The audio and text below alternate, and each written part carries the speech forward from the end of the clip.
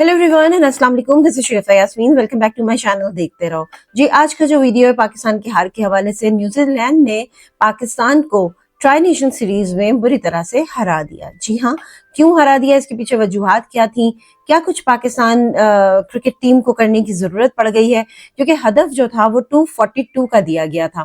242 का हदफ इस पिच पे कोई मायने रखता नहीं था, इससे ज्यादा रन्स बन सकते थे जो कि पाकिस्तानी टीम ने नहीं बनाए। अब ये जो हदफ था ये कोई इतना मुश्किल नहीं था, क्योंकि प्रीवियस जितने भी खेल आपने इस पिच पे देखे हैं 350, 340, 320, 305 कुछ ऐसे ही है, मतलब 350 तक का स्कोर बन सकता था अगर ये अच्छा खेलते। लेकिन बहरहाल पाकिस्तानी टीम ने एज यूजुअल अच्छी परफॉर्मेंस नहीं दी। इसके पीछे बहुत सारी वजूहात थी और न्यूजीलैंड के लिए ये बहुत आसान था इस हदफ को हासिल करना, और 5 विकेटों के नुकसान पर उन्होंने 46 ओवर में ही ये हदफ हासिल कर लिया। चलिए जी, वीडियो स्टार्ट करते हैं, इसी के हवाले से बात करते हैं। और अगर आप मेरे चैनल पर नए, मेरा वीडियो अच्छा लगे तो प्लीज आप मेरे चैनल को जरूर सब्सक्राइब कीजिएगा। चलिए वीडियो स्टार्ट करते हैं। पाकिस्तान ने टॉस जीता और टॉस जीतकर बैटिंग करने का फैसला किया। अब पहली बात तो यही आती है कि बैटिंग उनको पहले करनी चाहिए थी या बॉलिंग उनको पहले करनी चाहिए थी।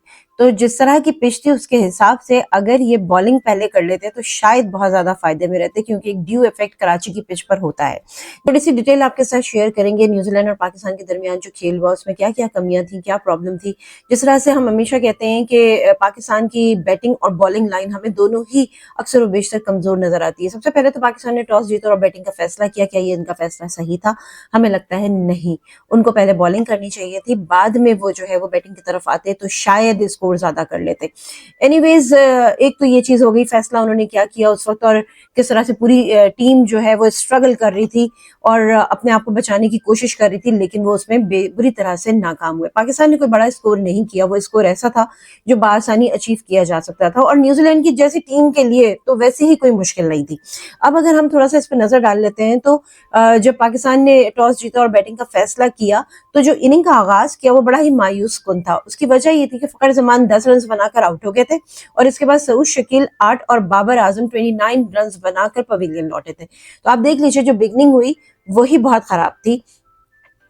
फिर हम बात कर लेते हैं रिजवान और सलमान की। तो एक बार फिर उन्होंने जो है बड़ी कोशिश की और जितने भी रन्स बने, जिस तरह से रन्स बढ़ाए उन्होंने, 88 रन्स की शराकत लगाई और कप्तान ने 46 और नायब कप्तान ने 45 रन्स बनाकर ये दोनों भी आउट हो गए थे। तो रिजवान और सलमान इन्होंने फिर भी कोशिश की कि थोड़ा सा स्कोर कर ले। अगर ये भी ये काम नहीं करते तो मेरे ख्याल से ये 242 तक तो जा ही नहीं सकते थे, इससे भी बहुत कम इनका स्कोर होता। तो न्यूजीलैंड की खेलने की बारी आई तो भाई उन्होंने तो बहुत अच्छी तरीके से परफॉर्म किया। उनकी गेम में सारी चीजें हमें नजर आ रही थी, स्ट्रैटेजी भी नजर आ रही थी, उसमें हमें बॉलिंग भी अच्छी मिली, हमें बैटिंग भी अच्छी मिली, तमाम चीजें मिली। और न्यूजीलैंड की टीम ने शुरू से ही पाकिस्तान के ऊपर प्रेशर बनाए रखा अपना, और पाकिस्तानी टीम जो है वो न्यूजीलैंड के ऊपर प्रेशर नहीं बना सकी, कोई दबाव नहीं डाल सकी। चलिए, ये तो एक बात हो गई जो कि एक समराइज हमने किया कि कहां पर क्या कुछ हुआ और गेम में क्या हुआ। लेकिन अब इसकी कुछ वजूहात होती हैं। जब भी इस तरह की कोई चीज आती है, हो जाती है, तो कप्तान का भी बयान आ जाता है और आकिब जावेद साहब का भी बयान आ जाता है, प्रेस कॉन्फ्रेंस होती है, उसमें वो अपनी अपनी राय देते हैं। अच्छा जी, अब जिस तरह हम मोहम्मद रिजवान की बात करें तो उन्होंने कहा हमें फील्डिंग और बैटिंग में बेहतरी लाना होगी। अरे भाई, कब तक यही बोलते रहोगे? आप लोग बेहतरी लाएंगे कब? मतलब सिर्फ लफाजी और कहना चाहिए कि बहस बराए बहस बराए बहस, और इसका कोई रिजल्ट। आपको तो पता ही है कि आप लोगों की फील्डिंग और बैटिंग दोनों ही कमजोर हैं। अब कमजोर हैं तो आप लोग हर दफा हारते हैं और इस तरह का एक बयान दे देते हैं कि जी हमें इसमें बेहतरी लानी होगी। तो मुंह जबानी कहने से तो बेहतरी नहीं आएगी। बेहतरी तो उसी वक्त आएगी जब आप जो है वो उसके ऊपर काम भी करेंगे। अगर हम मुंह से ही कहते रहे कि हमें ये करना पड़ेगा, हमें ये करना, और हम कर नहीं रहे, तो रिजल्ट क्या मिल रहा है?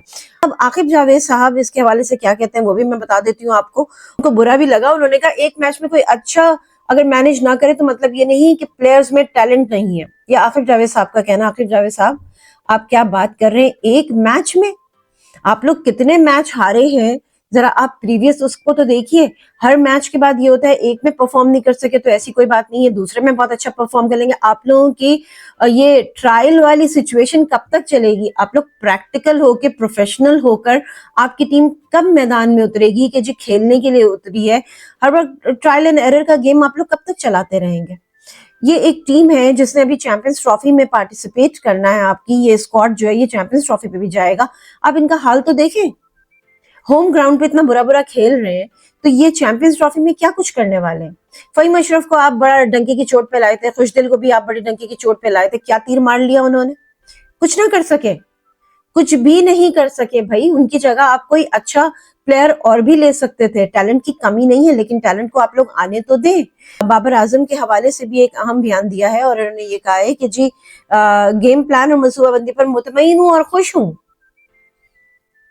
بڑے افسوس کی بات ہے، آپ خوش ہیں، آپ مطمئن بھی ہیں. اس کا مطلب تو یہ ہے کہ اب ٹیم میں کوئی چینجز نہیں آئے گی، اور آپ اگر سیٹسفائی ہیں ان کی پرفارمنس سے تو اٹ مینس کہ دے آر پرفیکٹ، اور ان کو کسی ٹریننگ کی ضرورت نہیں ہے. بابر اعظم کو تو بالکل انیشیل فیز پہ بھیجیے کہ وہ اپنا پرائمری کا لیسن یاد کر لیں.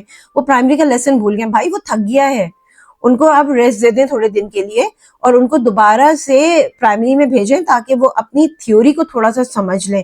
ان کی فٹنس کے مسائل ہو رہے ہیں. آپ لوگ یہ بات مانتے کیوں نہیں ہیں کہ ان کے فٹنس کے مسائل ہو رہے ہیں؟ وہ اس طرح سے پرفارم نہیں کر پا رہے جس طرح سے وہ کرتے تھے. بہت اچھا بیٹر ہے، بہت اچھا پلیئر ہے، مان لیا بہت اچھا پلیئر ہے، ابھی اس کی پرفارمنس نہیں آ رہی تو آپ کو اس کو ریسٹ دینا پڑے گا، اس کی فٹنس پہ کام کرنا پڑے گا، پھر اس کو لے کر آئیں. تو بالکل آپ کہہ سکتے ہیں کہ بھائی یہ فٹنس پوری ان کی ہو چکی ہے، یہ اب مکمل طریقے سے تیار ہو چکے ہیں. اچھا، اب اگر ہم اسکور کارڈ پہ میں بالکل نہیں جاؤں گی، لیکن ابھی میں نے آپ کو تھوڑا تھوڑا بتا دیا ہے کہ ان لوگوں کی کیا پرفارمنس رہی، کس طرح انہوں نے کھیلا. بہرحال انہوں نے کہا کہ ہماری بدقسمتی رہی کہ بابر اعظم کو 3 میچز میں بطور ابتدائی کھلاڑی میدان میں آنا پڑ گیا. ہم ان کو تیسرے نمبر پر بیٹنگ کرانے والا اگر اوپننگ کرے تو کوئی حرج نہیں ہے. بالکل کوئی حرج نہیں ہے. حرج تو پڑ گیا نا، اسکور نہیں بنا سکے، پارٹنرشپ اسٹرانگ نہیں ہو سکی، حرج تو ہوا ہے.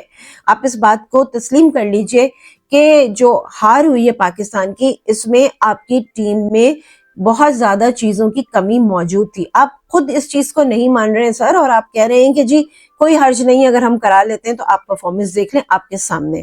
تو ظاہر سی بات ہے آپ کا بیان ایک اہمیت رکھتا ہے. آپ کیسے کہہ سکتے ہیں کہ آپ اپنی ٹیم کی پرفارمنس سے مطمئن ہیں؟ اگر آپ اپنی ٹیم کی پرفارمنس سے مطمئن ہیں تو پھر یہ بالکل طے پا چکا کہ اب جو ہمیں چیمپئنز ٹرافی ہے اس میں کس طرح کا کھیل دیکھنے کے ملے گا. یہ ساری چیزیں اب بہت زیادہ کلیئر ہونا شروع ہو گئی ہیں. چلیے جی، اب ہم بات کر لیتے ہیں کہ پاکستانی ٹیم کی حالیہ کارکردگی جو تھی اس کے حوالے سے، کیونکہ نیوزی لینڈ کے ہاتھوں جب ان کو شکست ہوئی ہے اتنی آسانی کے ساتھ، تو وجوہات پہ تھوڑی سی بات کر لیتے ہیں. وجوہات میں سب سے پہلی چیز جو آئی اس میں یہ ہوتا ہے کہ پاکستانی ٹیم میں اچھے پارٹنرشپ کا بہت بڑا فقدان نظر آتا ہے. آپ لوگ پارٹنرشپ نہیں بنا پاتے ہیں، وہ کنسسٹنسی ہوتی نہیں ہے. پھر آپ کی بالنگ میں بھی بہت زیادہ کمزوریاں. اگر ہم اس کے حوالے سے بات کر لیں تو بالنگ میں کیا ہے آپ کو پتا ہے کہ چند اہم بالرز ہیں آپ کے جن کے اوپر آپ انحصار کر رہے ہوتے ہیں. اب جیسے شاہین شاہ افریدی ہیں یا حارث رؤف ہیں، اگر یہ ٹیم میں نہیں ہے تو آپ کی بالنگ لائن بالکل ہی ختم ہو جائے گی، کیونکہ ان کا متبادل آپ کے پاس نہیں ہے. اسپن بالنگ کی آپ کے پاس کمی ہے. اب آپ کے پاس صرف ایک واحد ابرار احمد ہے جو کہ اسپن بالنگ کا اسپیشلسٹ ہے، باقی کوئی بھی نہیں ہے. تو اسپن بالنگ آپ کی مضبوط نہیں ہے. اسپنرز کی جو کمزوری ہے وہ ہمیں نظر آتی ہے، ٹیم کو وہ بھی مشکل میں ڈالتی ہے. اس کے بعد جو ایک چیز آتی ہے وہ ہے آپ کی پور ڈیتھ بالنگ. اب اس میں کیا ہوتا ہے؟ اس میں یہ ہوتا ہے کہ آخر میں آپ اتنے رنز دے دیتے ہیں کہ مخالف ٹیم جو ہوتی ہے اس کے لیے جیتنا بہت آسان ہو جاتا ہے. ہو جاتے ہیں ٹیم سلیکشن کے. ٹیم سلیکشن کے تو مسائل ہیں. ٹیم جو آپ نے سلیکٹ کی اس سے کوئی بھی متفق نہیں تھا، ہر کسی نے اس کے اوپر آبجیکشن کیا کہ آپ کی سلیکشن صحیح نہیں ہے، اور وہ سوالیہ نشان تھی. آپ نے ڈیفینڈ کیا کہ یہ بڑے بہترین کھلاڑی ہیں، لیکن ان کی پرفارمنس جو ہے وہ بھی ہمیں نظر آ گئی. اس کے علاوہ بہت زیادہ آپ کے پاس آل راؤنڈرز تھے، اور ساتھ ساتھ جو ایک چیز ہمیں اس میں نظر آئی، آپ نے جو ٹیم کا انتخاب کیا تھا، تو جو آپ متبادل کے طور پہ لے کر آئے اس میں جو تھی وہ کمی موجود تھی، اور وہ بیلنس قائم نہیں کر سکے. اس کے بعد ایک چیز آ جاتی ہے ذہنی مضبوطی اور دباؤ کا سامنا.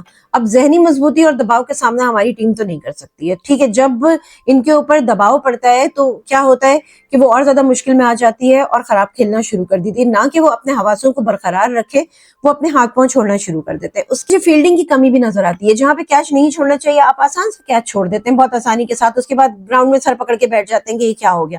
یہ جو رویہ ہے یہ مخالف ٹیم کے لیے بڑا ہی ایک پاورفل پوائنٹ بن جاتا ہے. آپ پریشر میں بھی آتے ہیں اور وہ آپ آپ کے اوپر اپنا دباؤ جو ہے وہ بڑھاتے چلے جاتے ہیں. اس کے علاوہ موقع سے آپ لوگ فائدہ اٹھانا نہیں جانتے, کیونکہ موقع کیا ہوتا ہے, ایک حکمت عملی ہوتی ہے. جب آپ کو نظر آتا ہے کہ آپ اسکور نہیں کر پا رہے ہیں یا سامنے والا بہت زیادہ اسکور کر رہا ہے, تو آپ کو ایک حکمت عملی بنانی پڑتی ہے. اسی وقت اپنی اسٹریٹجی کو چینج کرنا پڑتا ہے. کوئی کنٹینجنسی پلان آپ کے پاس ہونا چاہیے, جو کہ آپ لوگوں کے پاس نہیں ہے. نیوزی لینڈ کی اگر ہم بات کر لیں تو نیوزی لینڈ کے پاس جو ہے ٹیکنیکل مہارت بھی ہے, مستقل مزاجی بھی ہے, پارٹنرشپ بھی بڑی اسٹرانگ ہے, بیٹنگ میں بھی ان کی تسلسل نظر آتا ہے, بالنگ ان کی بہت اچھی ہے, اور کہہ لیں فیلڈنگ, فٹنس, ذہنی مضبوطی, ٹیم سلیکشن, انہوں نے اپنا بیسٹ آپ کے پاس بھیجا تھا. آپ نے کیا کیا؟ آپ کے پاس کیا تھا کہ آپ اپنے دل سے پوچھئے کہ کیا آپ لوگوں نے بیسٹ سلیکشن کی تھی, یا آپ لوگوں نے کمپرومائز کیا تھا, یا آپ لوگوں نے میرٹ پہ کام نہیں کیا. تو ذرا سا اپنے آپ سے بھی یہ سوال کرنے کی ضرورت ہے کہ آپ کہاں پر اسٹینڈ کر رہے ہیں.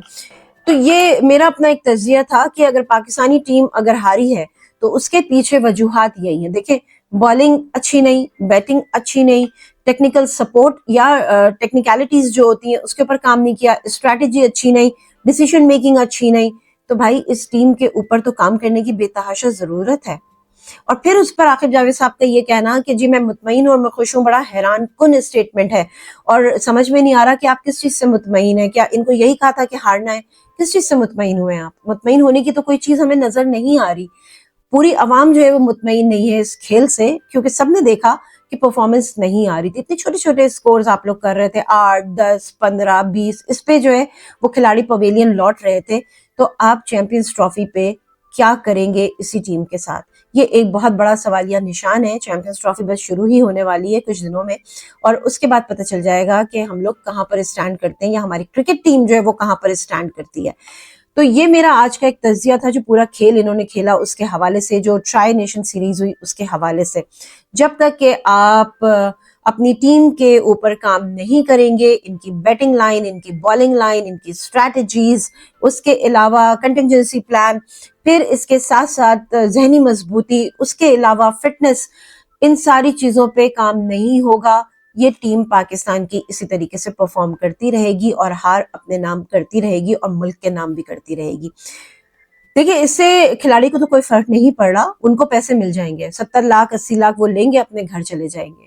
جو دکھ سمیٹنے کے لیے بیٹھی ہوئی ہے وہ قوم بیٹھی ہوئی ہے, عوام بیٹھی ہوئی ہے, اور وہی جو ہے وہ دکھ سمیٹیں گے, اور مطلب کہنا چاہیے کہ افسوس کرتے رہیں گے کہ ٹیم نے اچھا پرفارم نہیں کیا. لیکن ٹیم اگر اچھا پرفارم نہیں کرتی تو ان کے پیسوں میں کوئی کمی نہیں ہوتی, یہ وہ پورا اپنا اماؤنٹ لے کے جاتے ہیں جس کے اوپر یہ کھیل رہے ہوتے ہیں.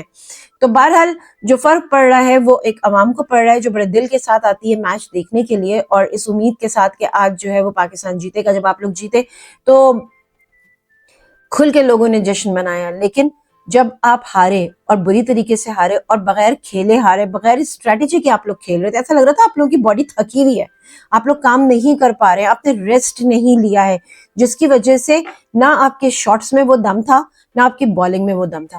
اینی ویز, یہاں پر میں اپنا ویڈیو اینڈ کر رہی ہوں. وہ کہتے ہیں کہ جی قصہ مختصر, کارکردگی اچھی نہیں ہوگی, چیمپئنز ٹرافی آپ کے ہاتھ سے چلی جائے گی. بس یہیں پہ میں اپنا ویڈیو اینڈ کر رہی ہوں. شگفتہ یاسمین کو دیجیے اجازت, میں پھر ملوں گی ایک نئے ویڈیو کے ساتھ. اپنا بہت خیال رکھیے گا. خدا حافظ.